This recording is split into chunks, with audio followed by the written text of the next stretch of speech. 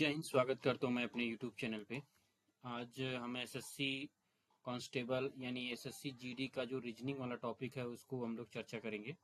काफ़ी इंपॉर्टेंट है इसमें।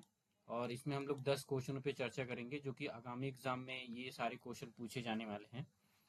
तो आप लोग हमारी वीडियो में बने रहिए। अगर वीडियो अच्छी लगती है तो लाइक और शेयर भी कीजिएगा, साथ में चैनल को जरूर सब्सक्राइब कीजिएगा। ठीक है।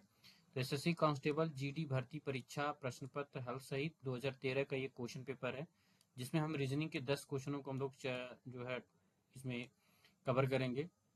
जो कि अभी जो एसएससी का जीडी 2025 में जो एग्जाम होने वाला है उसका फॉर्म आ गया है। 5 तारीख से फॉर्म फिल होंगे, तो आप लोग बने रहिए वीडियो में और देखिए हमारा टॉपिक। तो आइए हम लोग स्टार्ट करते हैं। क्वेश्चन कौन कौन से क्वेश्चन आने वाले हैं इसमें। तो ये जो है ये रीजनिंग का इसमें पेपर है। रीजनिंग के सारे क्वेश्चन आपको इसमें देखने को मिलेंगे। काफी इंपॉर्टेंट होने वाले हैं, रीजनिंग के ही आपको सारे पेपर हैं इसमें।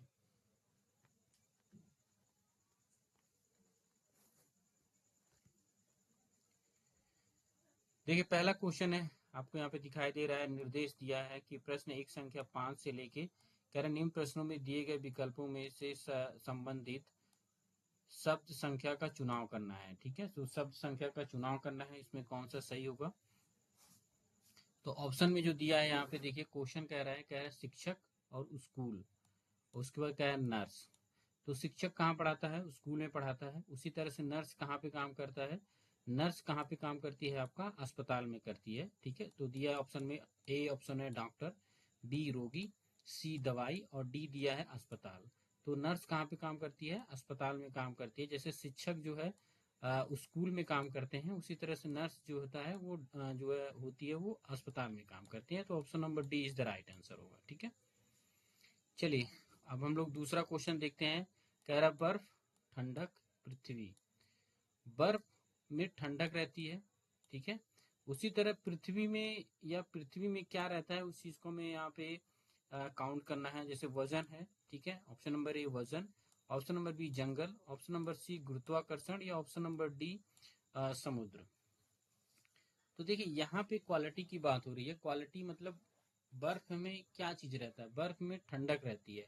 तो पृथ्वी के अंदर गुरुत्वाकर्षण रहता है, ठीक है। बाकी ये तीन चीजें तो रहती हैं, लेकिन पृथ्वी के अंदर एक और बल कार्य करता है, वो है गुरुत्वाकर्षण। तो यहाँ पे जो राइट ऑप्शन होगा ऑप्शन नंबर सी, यानी गुरुत्वाकर्षण रहता है। तो option number C is the right answer होगा, गुरुत्वाकर्षण। ठीक है, चलिए तीसरा क्वेश्चन देखते हैं हम लोग। कह रहा है खिड़की, बढ़ई, मूर्ति। तो खिड़की को कौन बनाता है, वो बनाता है बढ़ई बनाता है। उसी तरह से मूर्ति को कौन बनाता है, मूर्तिकार बनाता है। तो ऑप्शन नंबर ए है मूर्तिकार, ऑप्शन नंबर बी है मिस्त्री, ऑप्शन नंबर सी है लोहार, या ऑप्शन नंबर डी है सुनार। तो option number A is the right answer होगा। तीसरे का ए आपका करेक्ट आंसर होगा, मूर्ति यानी मूर्तिकार बनाता है। Option number C A is the correct answer होगा। ठीक है, चलिए अगला क्वेश्चन है। ये काफी इंपॉर्टेंट क्वेश्चन है, आप लोग ध्यान से देखिए। और ये जितने भी क्वेश्चन मैं आप सभी को बता रहा हूँ, ये एग्जाम में जरूर पूछे जाते हैं। ये या तो आपका रेलवे के एग्जाम हो गया, या आपका एसएससी के जितने भी पैटर्न के एग्जाम होते हैं उसमें सभी तरह के क्वेश्चन पूछे जाते हैं। तो देखिए कह रहा है 11, फिर यहाँ पे आगे बढ़ा के दिया है 1331, फिर 9 है। तो आपका इसका राइट आंसर क्या होगा, आपको ध्यान से यहाँ पे देखिए, इसका करेक्ट आंसर बताना है कि क्या होगा इसका राइट आंसर। तो अगर आप 11 का देखिए, अगर आप इसका मान लीजिए स्क्वायर करते हैं तो 11 ग्यारहियम होता है 121। ठीक है, अब अगर आप इसका क्यूब कर देंगे हैं तो क्यूब का हो जाएगा आपका जो है 1331 इज द राइट आंसर होगा। 11 का क्यूब करेंगे तो उसी तरह से जब आप 9 का क्यूब करेंगे तो आएगा आपका option number C is the correct answer होगा। 729 आपका राइट आंसर होगा, ऑप्शन नंबर सी। जब इसका आप 9 का क्यूब करेंगे तो 729 आपका करेक्ट आंसर होगा। तो option number C is the right answer होगा। चलिए पांचवा क्वेश्चन है, कह रहा मनोविज्ञान मन, फिर कह रहा अंक गणित। तो मनोविज्ञान में किसकी पढ़ाई की जाती है, मन की पढ़ाई की जाती है, क्योंकि वो मनोविज्ञान से रिलेटिव होता है। मन के विषय में जानकारी देने के लिए सब्जेक्ट है मनोविज्ञान। अंक गणित में हम किसकी संख्या किसके बारे में चर्चा करते हैं, किसके बारे में जानकारी लेते हैं। तो कह रहा है ज्ञान, संख्या, ऊंचाई या फॉर्मूला। तो अंक गणित में हम लोग किसकी पढ़ाई करते हैं, अंक गणित में हम लोग संख्या की पढ़ाई करते हैं। तो option number B is the correct answer होगा, यहाँ पे आएगा संख्या, संख्या इज द राइट आंसर होगा। चलिए अब लोग छठा क्वेश्चन देखते हैं। कह रहा है कि नीचे प्रश्न आकृति में दिखाए अनुसार कागज को मोड़कर काटने तथा खोलने के बाद वह किस उत्तर आकृति जैसा दिखाई देगा। देखिए इस तरह के क्वेश्चन सिर्फ एसएससी में पूछे जाते हैं और ये क्वेश्चन काफी इंपॉर्टेंट है, तो आप लोग इसको ध्यान से देखिएगा। एक कागज है, वर्गाकार एक कागज है।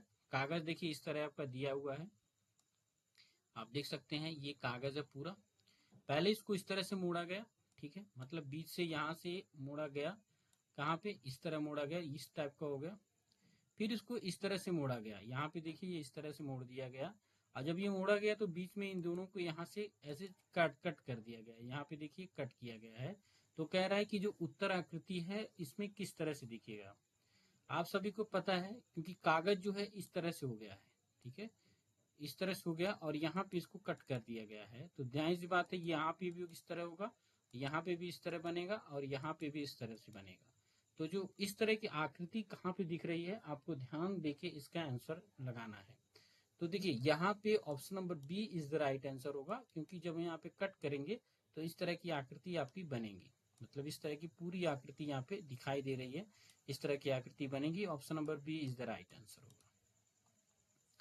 चलिए सातवां क्वेश्चन है, कह रहा उत्तर आकृतियों में से कौन सी आकृति प्रश्न आकृति का सही प्रतिबिंब होती है, ये आपको देखना है। देखिए ये प्रेयर लिखा हुआ है और एक प्रतिबिंब इस तरह से रख दिया जाए, तो आपको ध्यान देना है कि ये किस तरह की आकृति यहाँ पे दिखाई देगी, आपको यहाँ पे बताना है।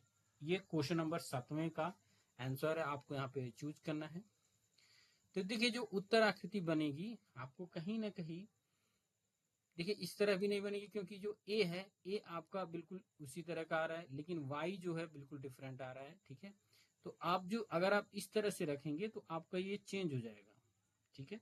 तो option number C is the right answer होगा, बिल्कुल आपका उल्टा बन जाएगा। अगर हम यहाँ पे कोई भी आकृति रखते हैं तो आपका जब इसको मिरर रखेंगे यहाँ पे इस तरह से, तो ये जो उत्तर आकृति है बिल्कुल चेंज हो जाएगा। तो option number C is the right answer होगा। आप मिरर में रख के इसको आप समझ सकते हैं कि कैसे इसका जो है चित्र बनता है। चलिए अब अगला क्वेश्चन देखते हैं। अगला क्वेश्चन क्या कहता है, कह रहा है 20 लोगों के एक समूह में 8 लोग हिंदी पढ़ते हैं, ठीक है, 11 लोग अंग्रेजी पढ़ते हैं। फिर कह रहा है जबकि 5 लोग इनमें दोनों में से कुछ नहीं पढ़ते हैं, ठीक है। तो उनमें से कितने लोग, आगे कह रहा है कि उनमें से कितने लोग हिंदी और अंग्रेजी दोनों पढ़ते हैं। ये काफी इंपॉर्टेंट क्वेश्चन है। कह रहा 20 लोग हैं, 20 लोग में 8 लोग क्या पढ़ते हैं, हिंदी पढ़ते हैं, 11 लोग क्या पढ़ते हैं, अंग्रेजी पढ़ते हैं, और उसमें से 5 लोग कुछ नहीं पढ़ते हैं, ठीक है। तो अगर आप इनको अलग अलग करोगे तो ये संख्या 20 से ज्यादा हो जाएगी, ठीक है। तो फिर कह रहा है कि उनमें से कितने लोग हिंदी और अंग्रेजी दोनों पढ़ते हैं। अब देखिए दोनों पढ़ने वाले भी आपको यहाँ पे निकालने हैं। तो देखिए इसके लिए एक फॉर्मूला बनता है, उस फॉर्मूले के हिसाब से हम लोग चलेंगे। तो फॉर्मूला जो होता है, पहले हम क्या करेंगे, इनको जोड़ेंगे, ठीक है। तो 8 और प्लस 11 हो जाएगा, ठीक है। उसके बाद आप यहाँ पे देखिए जब ये होगा तो इसके बाद हम लोग फिर यहाँ पे माइनस होगा, ठीक है, -20, क्योंकि 20 में से ही 5 लोग कुछ नहीं पढ़ते, तो -20 हो गया, यहाँ पे 5 कह देंगे। जब हम इसको सॉल्व करेंगे तो कितना हो जाएगा, ये हो जाएगा 19, कितना हो जाएगा 19 आ जाएगा। और 20 में से 5 जाएगा तो कितना आ जाएगा, ये हो जाएगा आपका 15। अब 19 में से जब हम लोग 15 को घटा देंगे तो आपका कितना आ जाएगा, 4 आ जाएगा, ठीक है। तो ये फॉर्मूला होता है, इस फॉर्मूले के आधार पे आप इसको सॉल्व कर देते हैं। तो 4 लोग जो है वो कुछ नहीं पढ़ते हैं। Option number C is the right answer होगा, ठीक है। बिल्कुल आसानी तरीके से आप इसको सॉल्व कर सकते हैं। 4 लोग हिंदी अंग्रेजी दोनों पढ़ते हैं, ठीक है। चलिए 10वां क्वेश्चन है, कह रहे सार्थक शब्द बनाने के लिए निम्नलिखित अक्षरों को सुलझाइए और फिर अक्षरों की सही संख्या स्थिति ज्ञात कीजिए। देखिए इस तरह से जो है अक्षर मिक्स करके यहाँ पे दे देगा और आपको इसका सही वर्ड आपको बनाना है। तो सही वर्ड आपका कैसे बनेगा, आप यहाँ पे ध्यान दीजिए क्या बन सकता है इसका सही वर्ड। देखिए इसके लिए आपको खासा प्रैक्टिस करने की जरूरत रहेगी, क्योंकि जो एसएससी का एग्जाम होता है वो कंप्यूटर पे होता है और आपको हर चीज बड़े ध्यान से करना होगा, ठीक है। तो ये जो अक्षर बनेगा पहले हम लोग चेक करते हैं क्या बन सकता है, RESTURENT। तो रेस्टोरेंट है यहाँ पे बनेगा, तो option number B is the correct answer होगा। यानी ये अगर आप इसको मिलाएंगे तो रेस्टोरेंट आपका बन जाएगा। ऑप्शन नंबर बी यहाँ पे राइट आंसर होगा। आप यहाँ पे देख सकते हैं हर चीज मिला के, बिल्कुल option number B is the correct answer होगा। चलिए 11वां और अंतिम क्वेश्चन हम लोग आगे देख लेते हैं। कह रहे दी गई आकृतियों में से उस आकृति को चयन कीजिए जो उत्तर आकृति में निहित है। आपको क्या करना है कि उत्तर आकृति में निहित है, ये जो आकृति है ये उत्तर आकृति में निहित है, मिल रही है। आपको इसको ध्यान देना है, ध्यान से इसको सॉल्व करना है, ठीक है। तो देखिए ये जो लाइन है, ये लाइन इसमें है ही नहीं, तो ये हो ही नहीं सकता, ये भी नहीं हो सकता, ये भी नहीं हो सकता। लेकिन बी वाला आपको मिल रहा है, तो option number B is the correct answer होगा। तो ऑप्शन नंबर बी आपका राइट आंसर होगा। ये 10 क्वेश्चन थे जो कि एसएससी जीडी का जो अभी पेपर होने वाला है 2025 में, तो उसके लिए थे 10 क्वेश्चन रीजनिंग के, काफी इंपॉर्टेंट है। आप लोग चैनल पे बने रहिए, लाइक कीजिए, शेयर कीजिए, सब्सक्राइब कीजिए। जय हिंद, जय भारत।